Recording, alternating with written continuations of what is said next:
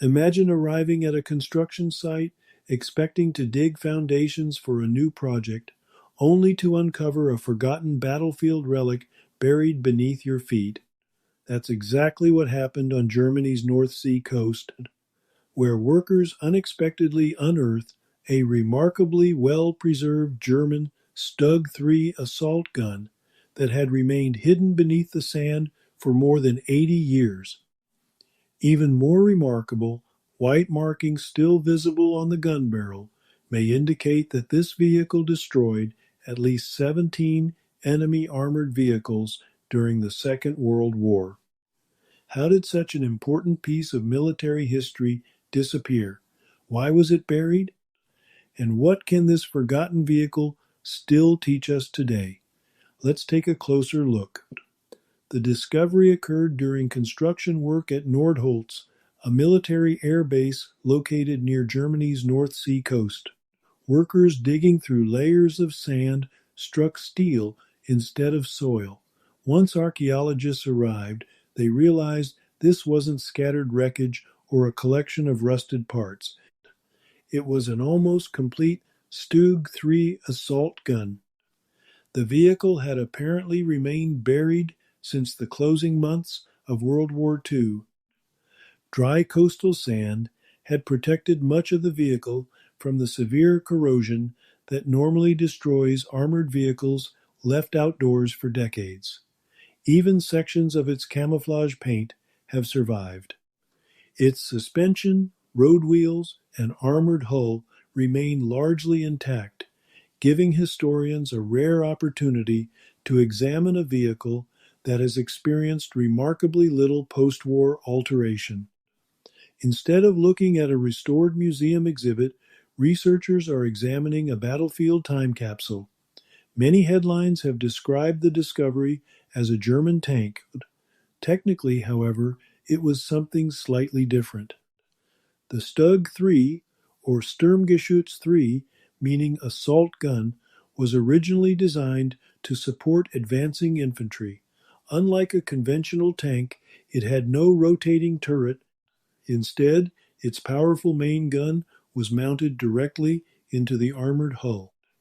At first, this might sound like a serious disadvantage, but eliminating the turret produced several important benefits. The vehicle sat lower to the ground, making it more difficult to spot on the battlefield. It required fewer materials to manufacture. Production became faster and less expensive. Its heavier frontal armor also gave crews greater protection during head-on engagements. As the war continued, Germany increasingly used the StuG III not simply as an infantry support weapon, but as one of its most effective tank destroyers. Armed with a high-velocity 75mm gun, later versions proved capable of engaging many Allied armored vehicles at considerable range. More than 9,000 StuG IIIs were eventually produced, making it one of Germany's most successful armored fighting vehicles of the war. Perhaps the most intriguing feature of this discovery appears on the gun barrel itself. Researchers observed at least 17 white markings painted near the muzzle. Military historians believe these are likely victory marks. During World War II, armored vehicle crews sometimes painted symbols on their vehicles to commemorate enemy tanks or armored vehicles destroyed in combat. If these markings truly represent confirmed battlefield victories, then this StuG III participated in some very intense fighting. Unfortunately, many questions remain unanswered. Where did these battles occur? Which unit operated the vehicle? Who made up its crew? Did the same soldiers earn all 17 victories? At this point, historians simply don't know.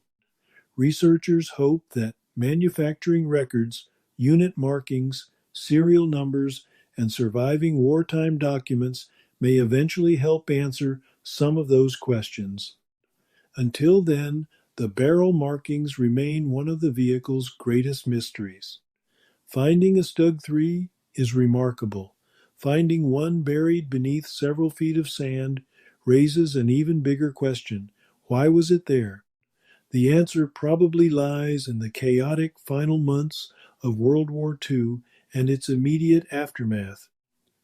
When Germany surrendered in May 1945, the Allies suddenly inherited enormous quantities of military equipment.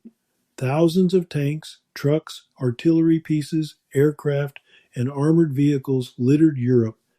Not every vehicle could be preserved. Many were scrapped for steel, others were dismantled, some were simply pushed into pits, covered with earth, and forgotten. Archaeologists believe this StuG III may have been intentionally buried during one of these large-scale disposal efforts. Ironically, that decision may have ensured its survival. Protected beneath dry coastal sand and largely isolated from the elements, the vehicle escaped much of the weathering that destroyed countless other wartime machines. Sometimes history survives precisely because someone decided to hide it. To many people, this may appear to be nothing more than another old military vehicle. For historians and archaeologists, however, discoveries like this are invaluable. Unlike restored museum vehicles, this StuG III has remained largely untouched since the Second World War. Every weld tells a story. Every layer of paint reveals manufacturing techniques. Every repair may point to battlefield damage. Even the wear on mechanical components helps researchers understand how these vehicles were actually used in combat. The vehicle also provides an opportunity to compare surviving wartime manufacturing methods with factory records and technical manuals. Details that may seem insignificant today can help answer larger questions about Germany's wartime production, logistics, and battlefield operations. Once conservation is complete, this assault gun will likely become an important museum exhibit, allowing future generations to study a genuine artifact from one of history's most devastating conflicts. History often hides in unexpected places, sometimes beneath ancient cities, sometimes beneath forgotten battlefields, and sometimes beneath ordinary stretches of sand along a quiet coastline. This buried StuG III reminds us that even more than 80 years after the end of World War II, the past continues to emerge in surprising ways. Each discovery adds another piece to a story that historians are still working to understand. What other forgotten relics still lie beneath Europe's fields, forests, and coastlines? Only time and archaeology will reveal the answer. If you enjoyed today's exploration into military history and archaeology, please consider subscribing to Professor Simon's History Classroom.